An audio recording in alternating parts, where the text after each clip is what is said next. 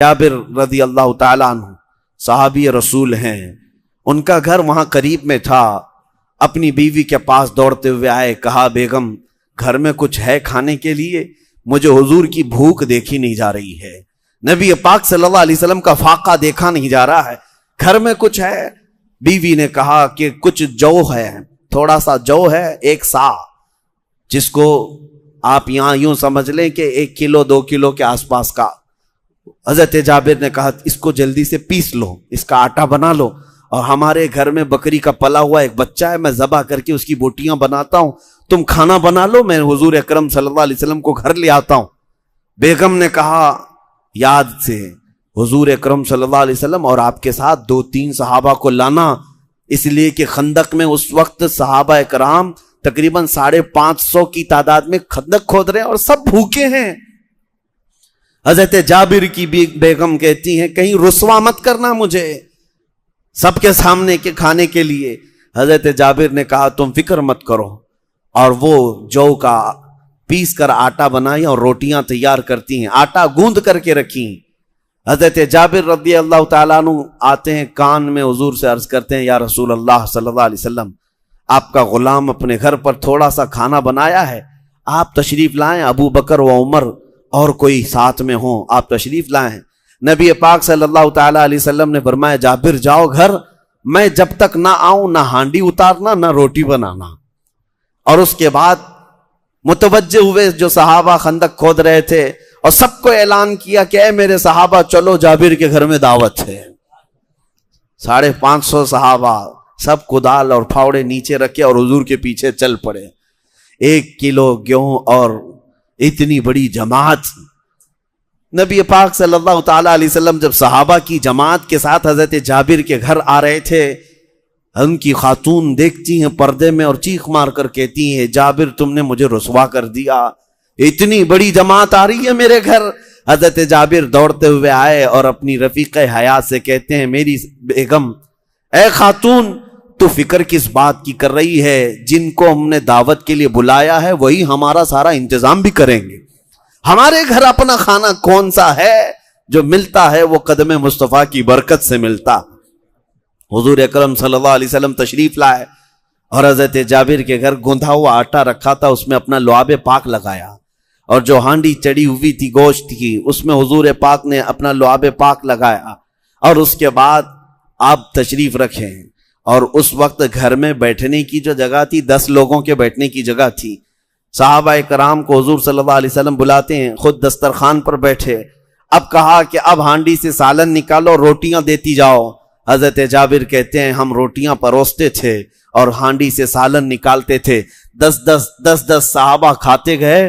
اس دن شام تک صحابہ کی تعداد 1000 کو پہنچ گئی، سب نے پیٹ بھر کر کھایا حضور اکرم صلی اللہ علیہ وسلم کے ساتھ۔ اور شام جب ہو گئی، حضرت جابر کہتے ہیں ابھی میرے گھر میں روٹیاں بھی بچی ہوئی تھی اور وہ ہانڈی ابھی بھی سالن سے جوش مار رہی تھی، جو کہ تو موجود تھی۔ یہ برکت بلکہ یہ معجزہ رسول کریم صلی اللہ تعالیٰ علیہ وسلم کا ہے۔ کل جہاں ملک اور جو کی روٹی غذا، اس شکم کی قناعت پہ لاکھوں صلاح۔ تم نے حضور اکرم صلی اللہ علیہ وسلم کے فاقوں کو دیکھا ہے، لیکن جب وہ کسی کو کھلانے پر آئے تو 1 کلو گیہوں میں پوری قوم کو بھی کھلا دے۔ حضور پاک صلی اللہ تعالیٰ علیہ وسلم کو اللہ تعالیٰ نے یہ تصرف عطا کیا ہے۔ وہاں سے واپس تشریف لائے، صحابہ کہتے ہیں یہ معجزہ ہم نے خندق کے موقع پر دیکھا۔ اس کے بعد حضور تشریف لائے تھے کہ ایک چھوٹی سی لڑکی دوڑتی ہوئی آئی اور اس کی مٹھی بھر کھجوریں تھی۔ حضور پاک صلی اللہ علیہ وسلم نے پوچھا کہ بیٹی کیا ہے؟ اس لڑکی نے کہا میری اماں نے ہمارے ابا کے لیے کچھ ناشتے کی کھجوریں بھیجی ہیں، اتنی کھجوریں گھر میں مل گئی تھیں، ہمارے والد آپ کے ساتھ خندق کھود رہے ہیں۔ حضور پاک صلی اللہ علیہ وسلم نے فرمایا لاؤ کھجوریں۔ اپنی چادر نکالی اور بچھا دیا اور کھجوریں اس پر ڈال دی۔ ایک چھوٹی سی لڑکی ایک مٹھی بھر جو کھجوریں لائی تھی، اب صحابہ سے کہا کہ آؤ ان میں سے کھجوریں کھا لو۔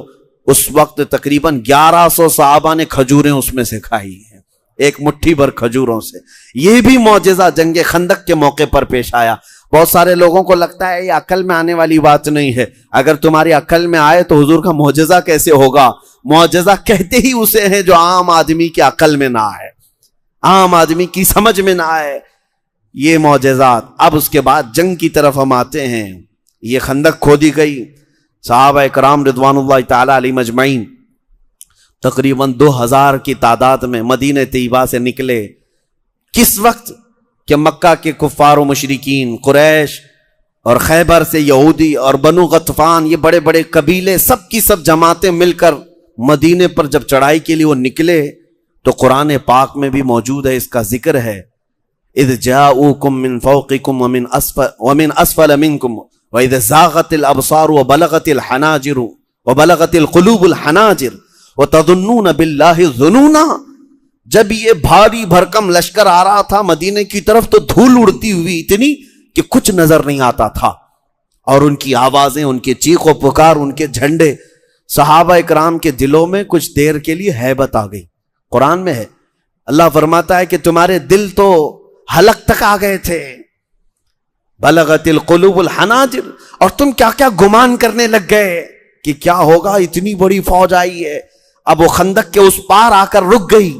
تب میرے آقا صلی اللہ علیہ وسلم 2000 صحابہ کو لے کر جب جبل صلا، ایک پہاڑی ہے مدینے کے باہر، پہاڑی ان کے پیچھے تھی اور خندق سامنے تھا، صحابہ کو لے کر صف آرا ہو گئے. اس وقت ایمانی جذبہ دیکھنے کے قابل تھا. جو صحابہ تھے، جو ایمان والے تھے، انہوں نے دیکھا وَلَمَّا رَأَى الْمُؤْمِنُونَ قَالُوا هَذَا مَا وَعَدَنَا اللَّهُ وَرَسُولُهُ. اہل ایمان جنہوں نے دیکھا اس بھاری بھرکم فوج کو تو وہ پکار اٹھے صحابہ، تو یہ تو وہی ہے جس کا اللہ اور اس کے رسول نے ہمیں وعدہ کیا تھا، اور اللہ بھی سچا ہے اور اس کا رسول بھی سچا ہے. اتنی بڑی فوج کو دیکھ کر کے انہوں نے کہا. لیکن اس وقت جو جماعت میں منافقین بھی آئے تھے، انہوں نے کیا کہنا شروع کیا؟ وہ کہنے لگے کہ ان بیوتنا عورہ، ہمارے گھر کھلے ہوئے ہیں، عورتوں کو بچوں کو ہم کھلا چھوڑ کر کے آئے ہیں، لہٰذا ہمیں اجازت دے، ہم مدینہ واپس جاتے ہیں. ایک ایک کر کے بھاگنے لگے. تو جو منافقین تھے صفوں میں صحابہ کے، وہ بھاگ کر کے چلے گئے، جبکہ ان کے کسی کے گھر کھلے نہیں تھے. طریقہ کار یہ تھا، نبی کریم صلی اللہ علیہ وسلم نے ساری عورتوں کو، بچوں کو مدینے میں کچھ قلعوں میں بند کروا دیا تھا، اور اس پر صحابہ کرام کو پہرے داری کے لیے لگا دیا تھا. کئی صحابہ کو مدینے کے الگ الگ انداز پر مورچہ قائم کر کے حضور نے مدینے کی حفاظت پر بھی لگایا تھا، اور اپنا خلیفہ حضرت عبداللہ ابن ام مکتوم کو بنایا تھا. اور جب حضور اکرم صلی اللہ تعالی علیہ وسلم یہاں تشریف لائے، مہاجرین کی جماعت میں اور انصار کی جماعت میں 2 صحابہ کو حضور نے سپہ سالار بنایا، علم دیا، جھنڈا دیا. یہ صحابہ اکرام آئے تھے. جنگ تو ہو نہیں رہی تھی، لیکن مکہ کے کفار اور دشمنوں کو جب یہ پتا چلا کہ انہوں نے اتنی بڑی خندق کھود رکھی ہے، آمنا سامنا ہونا مشکل ہے. آپ کو بتاؤں کہ وہ پورے کفار پھیل گئے، اور مدینے کے اطراف 1 مہینے تک انہوں نے محاصرہ کر رکھا تھا. 1 مہینہ کیا ہوتا ہے؟ پورے مدینے میں حالت ایسی تھی کہ نہ کھانا پہنچ رہا ہے، نہ پانی پہنچ رہا ہے، کچھ نہیں ہے. اور ادھر صحابہ کا ایمان دیکھنے کے قابل تھا. سخت ٹھنڈیوں کے دن ہیں، اور حضور اکرم صلی اللہ علیہ وسلم کے ساتھ یہ صحابہ جمے ہوئے ہیں. اور اس وقت مجھے ایک روایت یہ ملی، رات کا وقت ہوتا تو ادھر گانے باجے، رقص، سرور، اور وہاں کبھی اونٹ ذبح ہو رہا ہے تو کبھی گائے بکریاں، اور اس کے کھانے کی لذت کی خوشبوئیں کفار و مشرکین کے خیموں سے آتی. 10,000 کا مجمع ہے، خوب کھا رہے ہیں، خوب ان کے ہاں کباب ہیں، بوٹیاں ہیں. جب وہاں سے کھانے کی بو آتی تھی، ادھر صحابہ کے پیٹ پہ پتھر بندھے ہوئے ہوتے، ایک کھجور پر پورا دن گزارتے تھے. لیکن ہم نے دیکھا کہ حضور اکرم صلی اللہ تعالی علیہ وسلم ایک بار ان صحابہ سے پوچھتے ہیں کہ ان کے کھانوں کی خوشبو نے تمہیں پریشان کر رکھا ہے؟ صحابہ کا کیا ایمان تھا، کہتے ہیں یا رسول اللہ صلی اللہ علیہ وسلم، کھانے کے لیے اگر ہم آئے ہوتے تو ادھر ہوتے، ادھر نہ ہوتے. اے میرے آقا، ہم تو آپ کے صرف چہرے مبارکہ سے اپنی بھوک بجھا لیتے ہیں. جب شدت کی بھوک لگتی ہے یا رسول اللہ، ہم آپ کو دیکھتے ہیں، بھوک کا احساس ختم ہو جاتا ہے.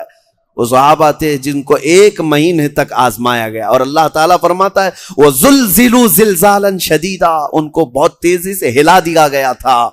اور اس کے بعد مدد آتی ہے. لوگ یہ سمجھتے ہیں آج کہ ہم یہاں گھر سے اٹھے مدد آ جانی چاہیے.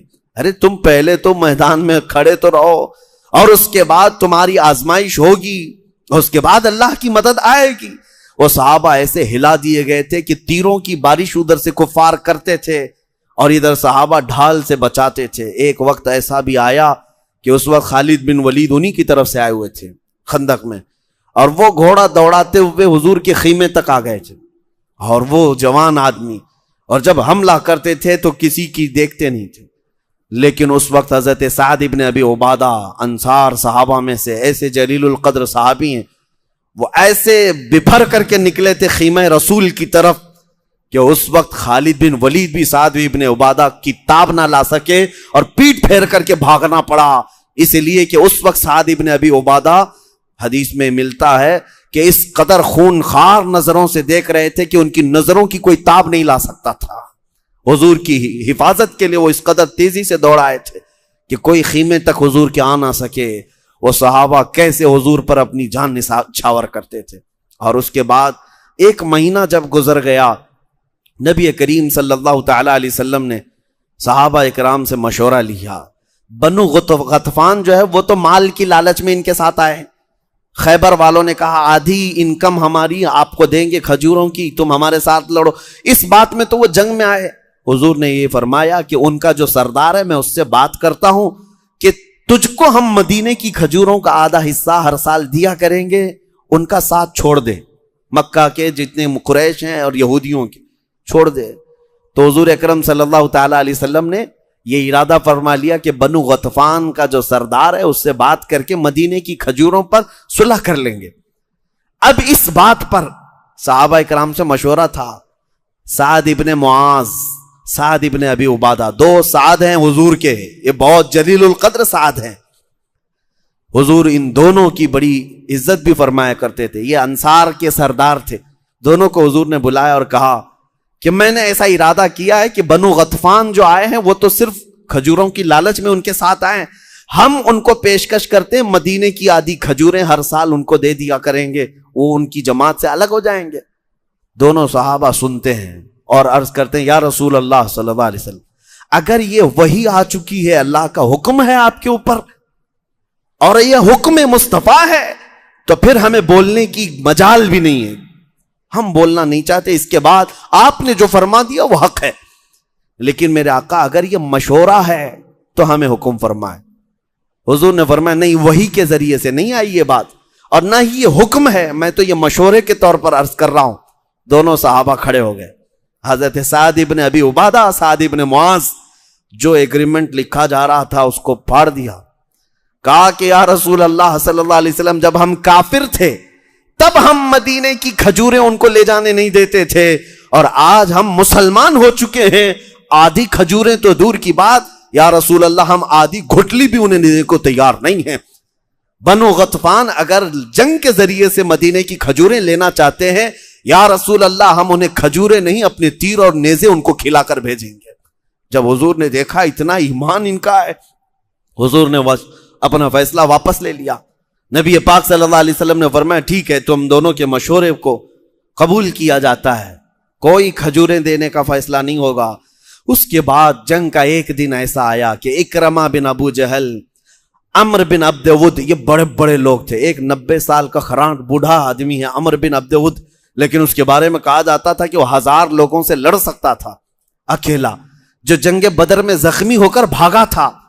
اور اس نے یہ قسم کھائی تھی کہ میں اس وقت تک سر میں تیل نہیں لگاؤں گا جب تک مسلمانوں کو مار نہ لوں گا, اس وقت تک میں کنگھی نہیں کروں گا. یہ قسم کھا کر کے بیٹھا ہوا تھا. 5 سال کے بعد خندق میں آیا اور گھوڑے دوڑاتے ہوئے خندق میں کدا دیا, اور 4-5 لوگ خندق کو کراس کر کے مسلمانوں کے پاس آ گئے اور للکارنے لگے اور بڑی بری بری باتیں کہہ کر کے پکارنے لگے, کوئی ہے ہمارے درمیان مقابلے والا تو آؤ.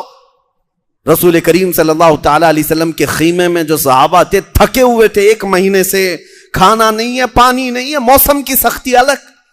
اس وقت صحابہ کرام تھکے ہارے ہیں, تلوار ادھر سے تیروں کو روک کر کے تھک چکے. جب ادھر سے وہ پہلوان چیخنے لگے, پکارنے لگے, اور وہ بھی خندق کراس کر کے ادھر آئے ہیں, حضور اکرم صلی اللہ تعالی علیہ وسلم نے اپنے صحابہ میں سے پوچھا کوئی ہے جو اس کے مقابل میں جائے گا؟ تو سب سے پہلے آواز آتی ہے شیر خدا حیدر کرار کی. علی ابن ابی طالب حاضر ہوتے ہیں بارگاہ مصطفیٰ میں, عرض کرتے ہیں یا رسول اللہ مجھے اجازت دیں. میرے آقا نے فرمایا تم نہ جاؤ علی اس کے سامنے, تم نہ جاؤ. میں نہیں چاہتا کہ تم جاؤ۔ حضرت علی نے کہا یا رسول اللہ ایک بار اجازت دیں، ایک بار اجازت دیں، اس پر میرا قرضہ باقی ہے۔ یہ بدر میں بھاگ کر گیا تھا اور یہ قسم کھا رکھا ہے کہ یہ اپنے سر میں کنگھی نہیں کرے گا اور تیل نہیں لگائے گا جب تک مسلمانوں کو مار نہ لے گا۔ آقا میں یہ چاہتا ہوں کہ یہ کبھی کنگھی نہ کر سکے اور کبھی تیل ہی نہ لگا سکے۔ نبی پاک صلی اللہ تعالیٰ علیہ وسلم نے حضرت علی نے جب یہ عرض کیا تو حضور نے امامہ مبارکہ اپنا اٹھا کر ان کے سر پہ باندھا اور اپنی تلوار حضرت علی کے ہاتھ میں دی، جس کو ذوالفقار حیدری کہا جاتا ہے، لے کر کے حضرت علی آئے۔ عمرو بن عبد ود یہ بہت بڑا پہلوان مانا جاتا تھا، اس نے پکار کر کے کہا کہ تم کون ہو؟ حضرت علی نے کہا کہ میں، بلکہ یہ مکالمہ جو ان کے درمیان ہوا ہے وہ عجیب ہے، غضب کا ہے۔ اتنے بڑے پہلوان کے سامنے جاتے ہی حضرت علی نے اس سے کہا عمرو بن عبد ود میں آیا ہوں تیرے مقابل میں، اسلام لے آ جا، اسلام قبول کر لے، میں تجھے چھوڑ دوں گا۔ اس نے کہا کہ یہ کیسی بات ہے، میں کبھی نہیں قبول کر سکتا۔ تو حضرت علی نے کہا پھر یا تو پیٹ پھیر کر چلا جا اگر اپنی زندگی چاہتا ہے۔ کہا یہ بھی نہیں ہوگا۔ اور اس نے پوچھا تو کون ہے؟ میری زندگی میں پہلی بار مجھے کوئی جنگ کے لیے بلا رہا ہے۔ حضرت علی نے کہا میں ابو طالب کا بیٹا علی ہوں، میری ماں نے میرا نام حیدر رکھا ہے، جو کچھار کا شیر ہوتا ہے۔ اس نے کہا کہ میرے بھتیجے تیرے باپ سے میرے اچھے تعلقات تھے، تو چلا جا، میں تجھے مارنا نہیں چاہتا۔ حضرت علی نے کہا لیکن میں تجھے مارنا چاہتا ہوں۔ تو حضرت علی کی ان باتوں سے وہ اتنے غصے میں آیا کہ اس نے اپنی تلوار ماری حضرت علی کے اوپر۔ آپ نے لوہے کی ٹوپی پہنی تھی زرہ اور لوہے کا لباس تھا، اس لوہے کو کاٹتے ہوئے امامہ مبارکہ کو چیرتے ہوئے حضرت علی کی پیشانی پر تھی وہ تلوار لگی، اور اتنا گہرا زخم تھا جو زندگی بھر حضرت علی رضی اللہ تعالیٰ عنہ کی پیشانی پر وہ نشان تھا۔ اس کے بعد ایک وار ہی جو پڑی تھی حضرت علی کے اوپر، پھر حضرت علی کا جلال دیکھنے کو تھا۔ صحابہ کہتے ہیں حضرت علی اوپر پلٹ کر کے، آپ کا ایک لقب ہے کرار، حیدر کرار۔ کرار کس کو کہتے ہیں؟ پلٹ پلٹ کر کے مارنے والے کو کرار کہا جاتا ہے، بار بار مارنے والے کو۔ حضرت علی کا پلٹ وار مشہور تھا۔ پلٹتے ہیں اور اس کے بعد کہتے ہیں عمرو بن عبد ود اب میری باری ہے تو خاموش ہو جا۔ اس کے بعد حضرت علی نے اپنی ذوالفقار حیدری سے جو مارا تو اس کے کندھے سے لے کر کے، اس کی کمر سے لے کر کے، اس کے گھوڑے تک کو آدھا کر کے رکھ چکی تھی۔ ایک وار تھی، ایک وار۔ اور اس کے بعد جو زمین پر گرا تو دوبارہ نہ وہ زبان ہلا سکا نہ سانس لے سکا۔ کون تاب لا سکے گا حیدر کرار کی ضرب کا؟ کون تاب لا سکے گا؟ وہ شیر خدا۔ اور اس کے بعد وہاں 2-3 کو ان صحابہ کرام نے سلا دیا تھا۔ حضرت زبیر بن عوام نے ان پر ایسا حملہ کیا تھا کہ جتنے خندق چھوڑ کر کے بھاگ کر آئے تھے سب کے سب بھاگ کر نکل گئے۔ اب یہ جنگ لمبی چل رہی تھی، طول پکڑ گئی تھی۔ اس وقت مدینہ طیبہ میں بھی کئی حالات ایسے ہوئے کہ حضرت حسان بن ثابت رضی اللہ تعالیٰ عنہ کو عورتوں پر حضور صلی اللہ تعالیٰ علیہ وسلم نے نگراں بنا کر رکھا تھا۔ کچھ یہودی ادھر مدینہ طیبہ میں داخل ہو گئے تھے عورتوں کے اوپر حملہ کرنے کے لیے۔ عورتوں کے اوپر حملہ کرنے کی غرض سے جب آئے تو حضرت صفیہ رضی اللہ تعالیٰ عنہ حضور کی پھوپھی ہیں، سگی پھوپھی ہیں، انہوں نے دیکھ لیا۔ حضرت حسان بن ثابت سے کہا کہ اس کو مار ڈالو ورنہ یہ جا کر کے یہودیوں کو بتائے گا عورتیں خالی ہیں، بچے خالی ہیں۔ تو حضرت حسان بن ثابت ابھی اٹھ ہی رہے تھے، وہ سوچ رہے تھے میں اکیلا ہوں، ان کی جماعت آئی یہودیوں کی، کیسے ماروں؟ اس سے پہلے کہ حضرت صفیہ خود خیمے کی ایک لکڑی اٹھاتی ہیں، چوب جس کو کہتے ہیں، اور اس یہودی کو جو عورتوں پر جھانکنے کے لیے آیا تھا سینے پر ایسا مارا کہ وہ زمین پر گرا، اور اس کا سر کاٹ کر کے جو آئی ہوئی جماعت تھی ان کے پاس پھینک دیا، اور کہا خبردار یہ مت سمجھنا کہ یہاں خیمے خالی ہیں، یہ رسول اللہ کی عورتیں ہیں جو تمہارے سروں کو کاٹ کر تمہارے گھر واپس بھیج سکتی۔ ایک یہودی بھی مدینے میں داخل نہ ہو سکا۔ یہ ان کی جواں مردی، ان کی شجاعت، ان کی بہادری، جس کی تعریف میں اللہ نے قرآن میں آیتیں نازل فرمائی۔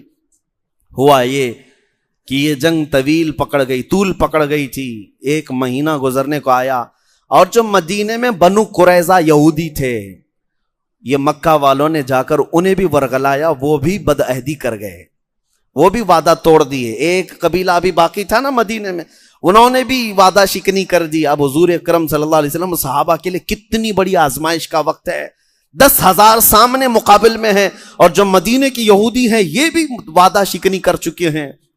ایسے حالتوں میں اب اللہ کی مدد آنی تھی۔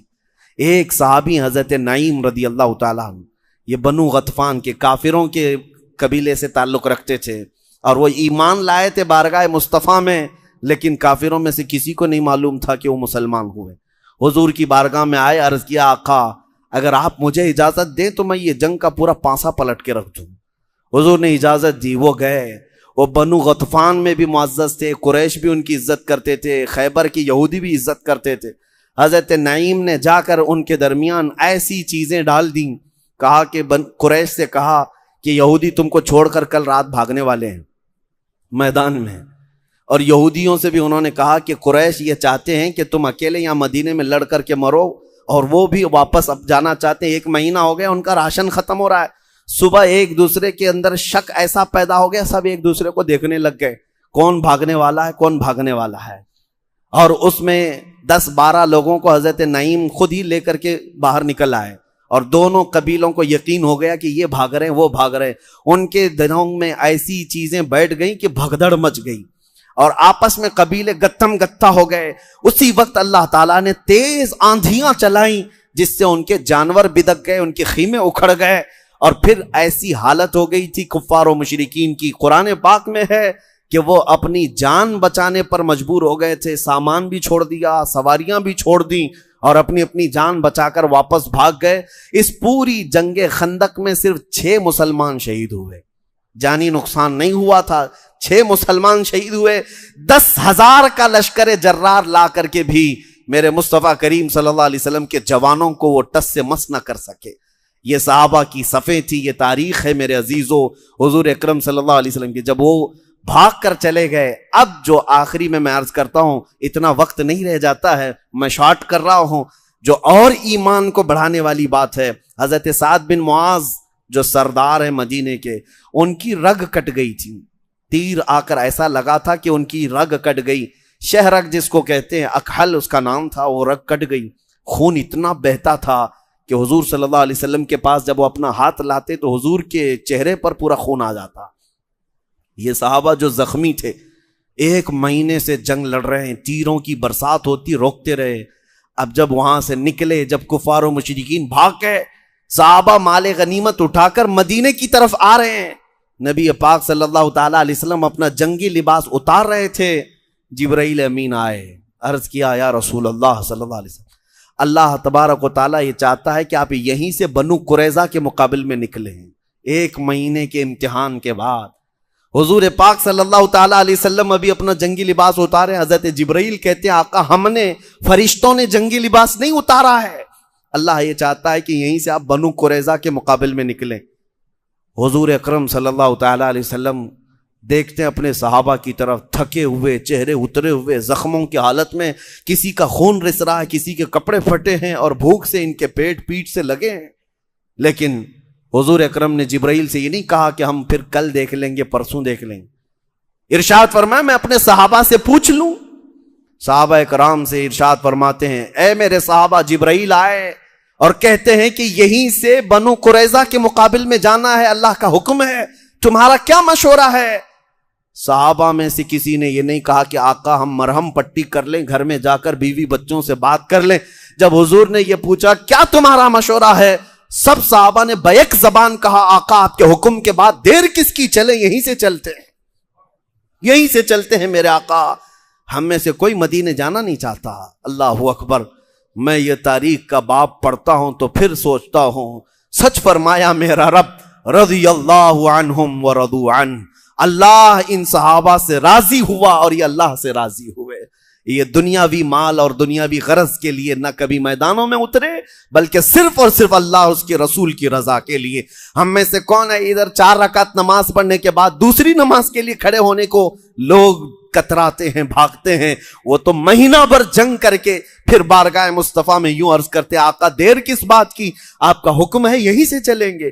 اسی جنگ کے زخم میں حضرت سعد ابن معاذ رضی اللہ تعالیٰ عنہ، جو سب سے بڑے صحابی تھے مدینے کے انصار کے، ان کے لیے حضور نے خیمہ لگایا تھا مسجد نبوی میں، حضور اپنے ہاتھ سے لوہا کو گرم کر کے ان کے خون کو داغتے تھے کہ خون رک جائے، خون رک جائے. لیکن رات جب ہوتی تھی وہ سعد بن معاذ ہاتھ اٹھاتے اور عرض کرتے یا رسول، اے رب العالمین، اگر اب اور ان کفار مکہ سے ہمارا مقابلہ نہ ہونا باقی ہے تو مجھے اس زخم میں موت دے دے، اور ابھی اگر مقابلے باقی ہیں تو مولا مجھے موت نہ دے، اس لیے کہ اس قوم سے میں اس وقت تک لڑتا رہوں گا جس قوم نے تیرے رسول کو گھر سے نکالا ہے، جس قوم نے تیرے رسول کو بھوکا اور پیاسا بائیکاٹ کر کے رکھا تھا مکہ میں 3 سال تک. اس وقت پتا ہے حضرت سعد بن معاذ کا عشق تو دیکھو، جب حضور مکہ میں تھے اور حضرت سعد بن معاذ مدینے میں تھے، مکہ والوں نے جب حضور کا سوشل بائیکاٹ کر رکھا تھا، حضور پتے کھاتے تھے اور چمڑے ابال کر کھاتے. ادھر سعد بن معاذ بڑے سردار ہیں انصار کے، لیکن صحابہ کہتے ہیں مدینے میں اس وقت بھی سعد بن معاذ چمڑے ابال کر کھاتے تھے اور پتے کھاتے تھے. لوگ پوچھتے تمہیں کیا ہو گیا سعد بن معاذ کہتے ہیں میرا محبوب مکہ میں پتے کھا رہا ہے، میرا آقا مکہ میں چمڑے کھا رہا ہے، اور میں یہاں کھجور کھاؤں یہ زیب نہیں دیتا. اس عاشق رسول کی بات کر رہا ہوں. جب رات ہوتی خیمے میں اپنا ہاتھ پکڑ کر کہتے اے مولا، اگر قریش سے ابھی کوئی مقابلہ ہونا باقی نہیں ہے تو اس زخم میں مجھے موت دے دے، اور اگر ابھی اور مقابلے ہیں تو مجھے زندگی دے دے. ان کی دعا ایسی قبول ہوئی کہ رات کو اچانک ان کا زخم پھٹ گیا، اتنا خون بہا کہ مسجد نبوی میں ان کا خون بہتا ہوا دوسرے خیموں میں چلا گیا. لوگ دیکھ کر گھبرا کر کے آئے کہ اتنا خون آتا کہاں سے ہے. سب جب رات کو دوڑ کر کے آئے تو دیکھا حضرت سعد بن معاذ اپنے خیمے میں اسی طرح لیٹے ہوئے، خون پورا بہہ چکا ہے اور آپ کی وفات ہو چکی تھی. یہ سعد بن معاذ کی وفات اتنا گہرا زخم تھا مسلمانوں کے لیے. وہ سردار تھے، جب وہ آتے حضور کھڑے ہو جاتے تھے. سعد بن معاذ کے لیے حضور کھڑے ہوتے اور یوں کہتے قوموا لسیدکم، اے لوگو اپنے سردار کے لیے کیوں نہیں کھڑے ہوتے. سعد بن معاذ کے لیے حضور کھڑے ہو جاتے تھے. ان کی وفات پر اللہ کے نبی صلی اللہ علیہ وسلم فرماتے ہیں جب دوسرے دن ان کا جنازہ اٹھایا جا رہا تھا، حضور اکرم صلی اللہ تعالیٰ علیہ وسلم انگلیوں کے بل چل رہے تھے. صحابہ نے پوچھا آقا یہ کیا ہے؟ فرماتے میرے آقا سعد کے جنازے کو اٹھانے کے لیے 70,000 فرشتے آئے ہوئے ہیں، اتنی بھیڑ ہے فرشتوں کی. اور اس کے بعد جب ان کو قبر میں رکھا گیا، حضور پاک خود قبر میں اتارتے ہیں. صحابہ کہتے اتنی تیز مشک کی خوشبو آ رہی تھی کہ ہم نے ایسی خوشبو کبھی نہیں سونگھی. کیوں؟ ایک عاشق رسول جب قبر میں جا رہا ہے تو ہزاروں خوشبوئیں لے کر کے جا رہا ہے. مولا کریم کی بارگاہ میں یہی دعا ہے کہ اے رب العالمین تیرے رسول کے جلووں میں زندگی عطا کر، تیرے حبیب کے قدموں میں موت عطا فرما. اللہ ہم سب کو جب تک زندگی دے تیرے حبیب کے عاشقوں کی جماعت میں زندہ رکھ، اور جب موت آئے تو مدینہ ہم سے قریب کر دے. مولا اس وقت تک ہماری آنکھیں بند نہ ہو جب تک تیرے حبیب کے چہرے کی زیارت نہ ہو جائے. وآخر دعوانا ان الحمدللہ رب العالمین. السلام علیکم.